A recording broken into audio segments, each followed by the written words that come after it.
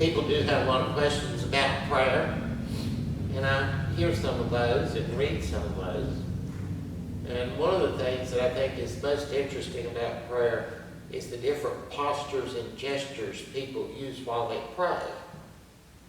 And another thing I think is interesting, he has the place in the Gospels where Jesus says to pray in secret, not in public. So I thought I would talk about those today. Now, we've talked about prayer before, and we said that prayer is just simply communicating with God. You are either speaking to God or in some way communicating with God. Prayer is seen throughout the Bible from beginning to end. There is no indication in the Bible of how prayer began. It's just a given. It's just stated that people pray. From one end of the Bible to the other, we see people praying. And there is no explanation of the origin of prayer. Neither can historians tell us the origin of prayer. As far back as archaeologists can see in the historical record, there is evidence that people have prayed. Why the practice started, how it started, no one knows. All we know is that for as far back as we can go in the archaeological record, we find evidence of people praying. And part of that evidence of people praying does include different poses and postures used during prayer. Some people pray standing up, other people sit, while others kneel. Some people pray with their face bowed down toward the ground. Some people pray with their hands up under their chin. Some people pray with their hands clasped like this. Some pray like this, or like this. Other people pray like that. There's all kinds of variety of postures used. Some people bow their heads when they pray. Some people look up when they pray. Some people close their eyes when they pray. And so the question is, what is the origin of all those different postures of prayer? Where do they come from? And what do they mean? And frankly, nobody knows. Nobody knows the origin of any of those. All we know is that throughout recorded history, there have been many, many different poses and gestures used in prayer. And there's no one meaning attached to any one of them. You might see somebody standing praying like this, and it might mean one thing to them, and it's another thing to somebody else. You can find different opinions as to what any certain prayer pose means. And nobody knows. Now, interestingly, in the Old Testament especially, there are instances of prayer in there that don't really seem like formal prayer to us.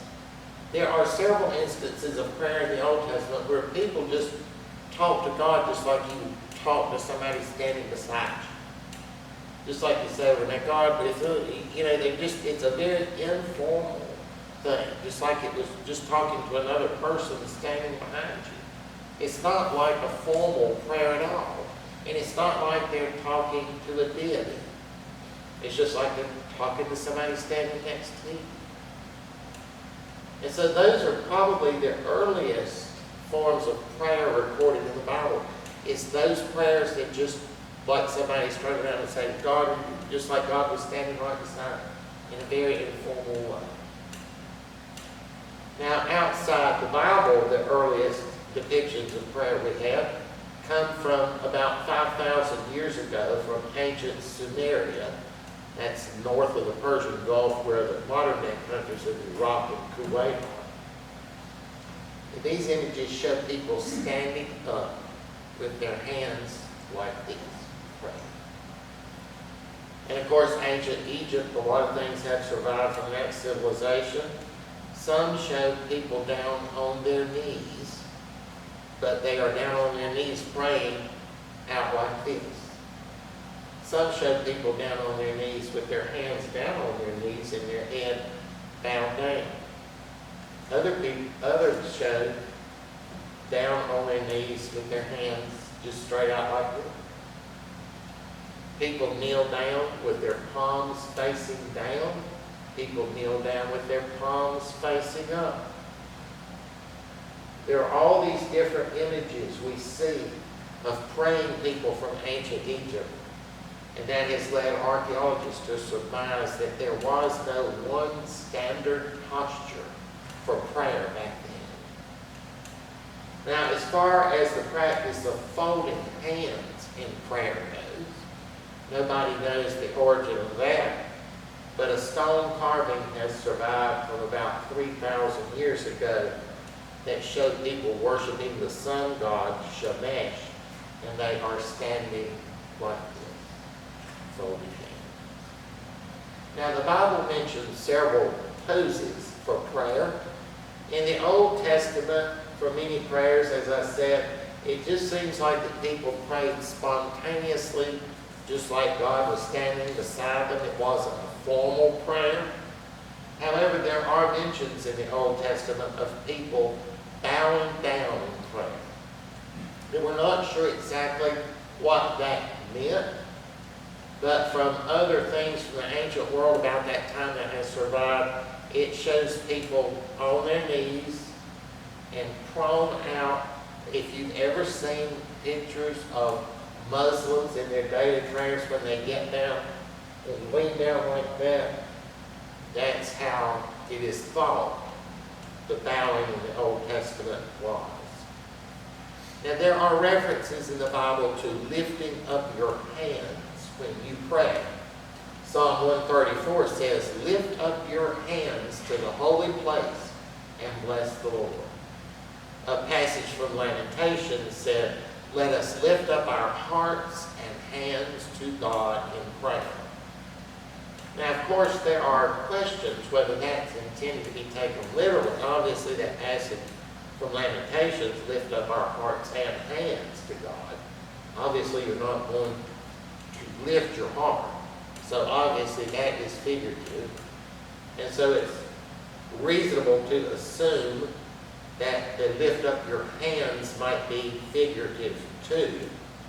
There are places in the Bible where the phrase "lift up your hands" is obviously intended to be taken figuratively.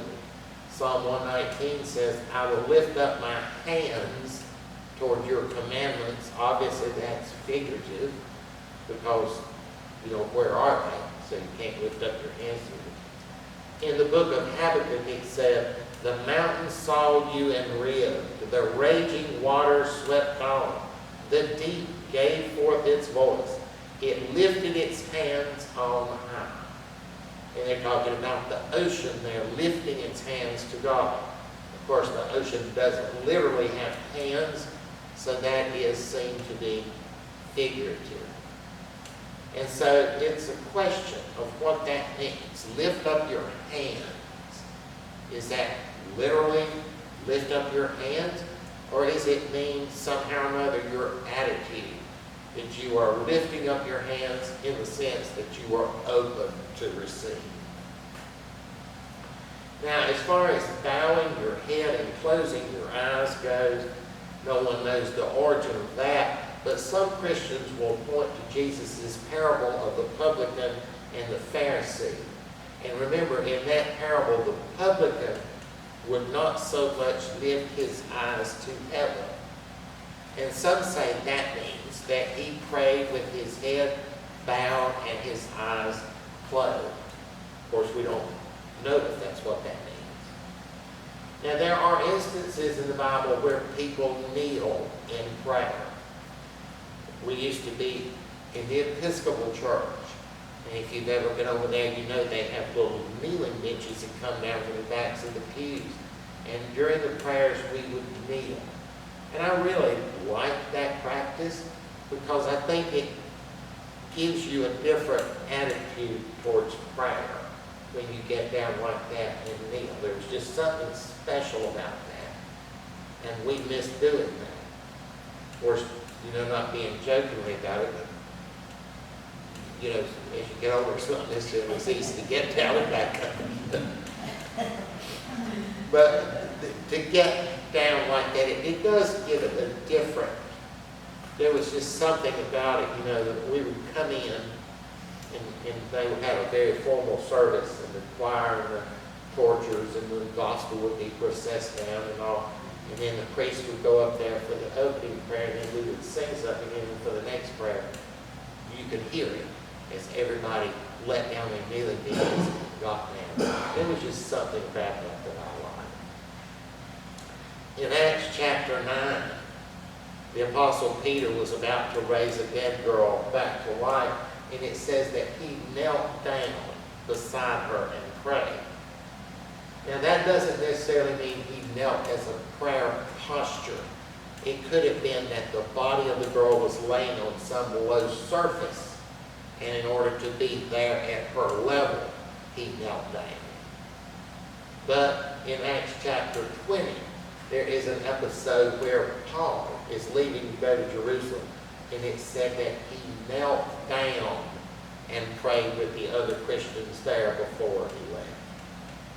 And there are instances in the Bible where it says people kneel and pray, but there are instances where that's clearly not the case. In Mark chapter 11, Jesus is talking about praying, and he says if you have a grudge against someone, he says, and when you stand praying, if you have something against anyone, forgive them. And notice Jesus said, when you stand praying. And so in some churches, there are two poses for prayer. One is kneeling, and the other is standing. And it is thought that when you pray, you should be either kneeling or standing. And that's where that comes from Jesus saying, when you stand praying. Now there is a custom, sometimes you will see if you're in a group somewhere, especially an outside group, and they're going to have a prayer, you'll see men remove their hats during the prayer. Now there is disagreement about where that custom comes from. Some people say it comes from something from 1 Corinthians chapter 11, where it says that men should pray with their head uncovered, but women should pray with their heads covered. Now there's a lot of disagreement about what that means. When I was a teenager in the 70s, that was the time of long hair. And when I was a teenager, that passage was used to say that it was a sin for men to have long hair, because it said that men should pray with their head uncovered, which meant that you should have very short hair, and women should pray with their head covered, so that meant they should have longer hair. So back in the end of the hippie era, when long hair was popular, they used that against long hair on men. Now, I have seen that used to say that women should wear a veil over their head when they pray. But the most popular way it's been interpreted, that's why men take off their hats when they pray.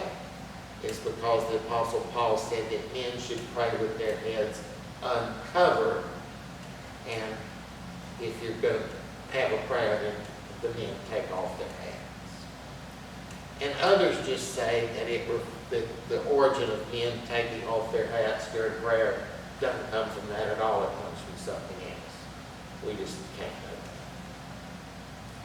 Going back to Muslims, you know that many Muslims will pray facing in the direction of Mecca.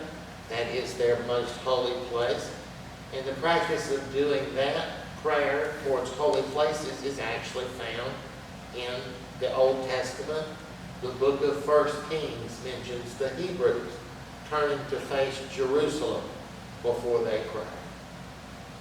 It doesn't say why, it just said that they did. And to summarize then from the Bible, we see people praying in many different postures and positions. No one posture is prescribed or required. And from the Bible, we don't see any explanation of the meaning of these different postures for prayer. We just know that people used a variety of them. And so I tell people the meaning is whatever you want it to be.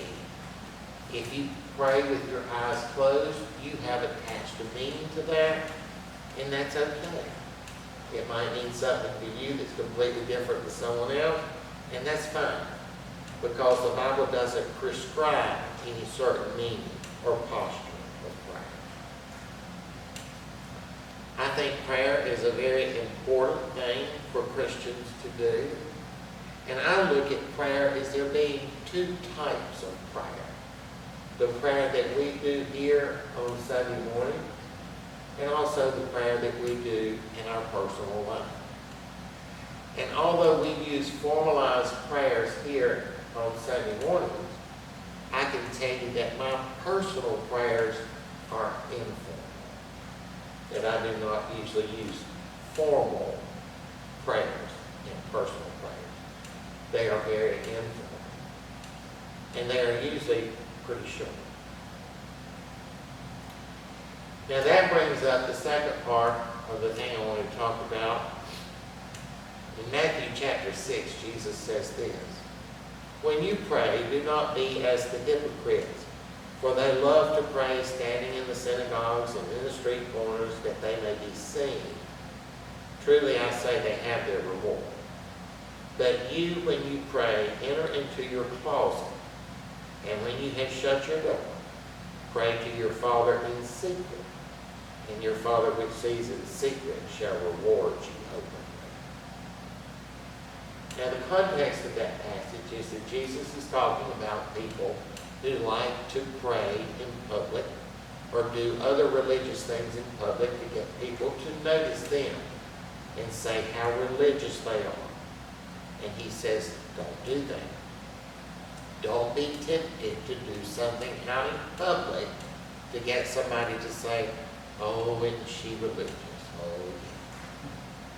So many Christians look at what Jesus said about praying in secret as meaning, well, it doesn't mean that you can't pray in public. Jesus is just using hyperbole here, and he's saying that if you pray in public, don't make an issue and a big deal out of it, so where people will think you're really religious. Say if you're tempted to do that, then don't pray in public at all. Just do it in private. So he's really not saying don't pray in public. He's just saying if you're tempted to make a show of it, then just pray in private. I know that's what people say about it, but that is not what Jesus said.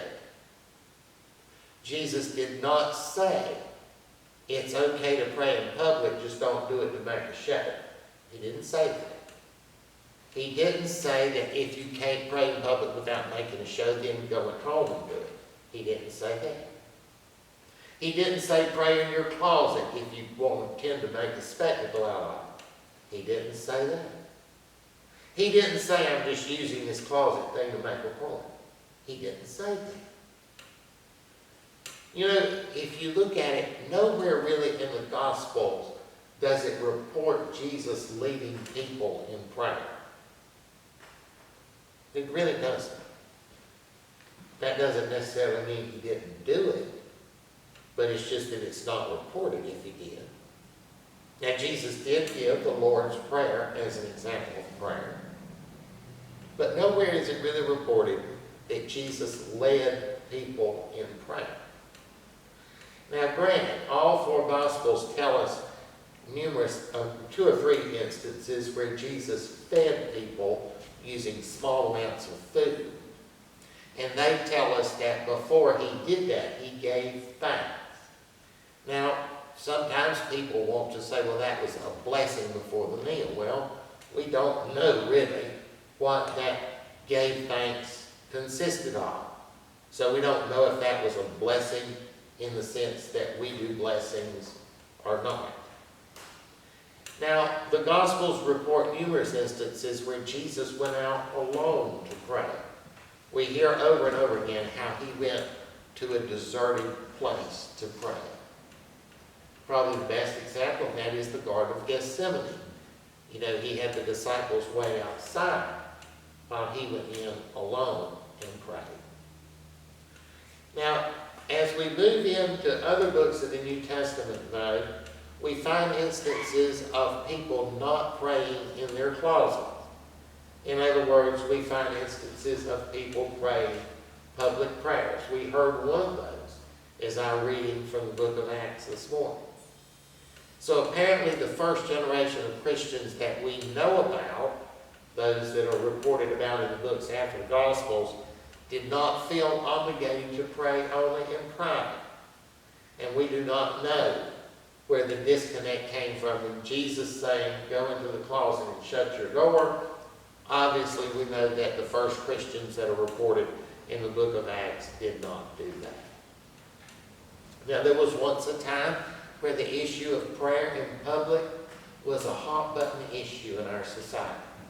You know, it was a hot-button issue like at football games or like at graduations and stuff like that. But it's not anymore.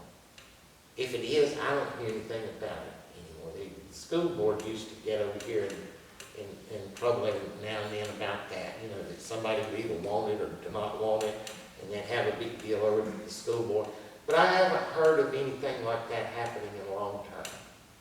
So I think the issue of public prayer, there's so many other hot button issues now that nobody has time to think of that one. So that's sort of faded out.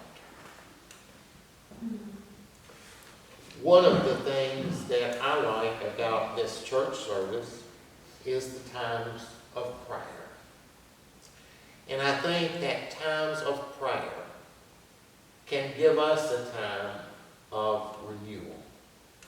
And I think that's really what prayer does for us. It gives us a time of renewal. It helps to center ourselves on God and on the things that we need to place first in our life. It's a time to stop and to pause and to ask God for whatever we want. You know, the Bible says that God will give us the desires of our heart. That God wants to give us the desires of our heart. And so we should let the desires of our hearts be reflected when we pray. Now, don't want to take that to the extreme and tell God, you know, that I'd like to see him fall and break a leg or something. But I'm talking about reasonable things. That we need to not be ashamed to go to God and ask for the desires of our heart.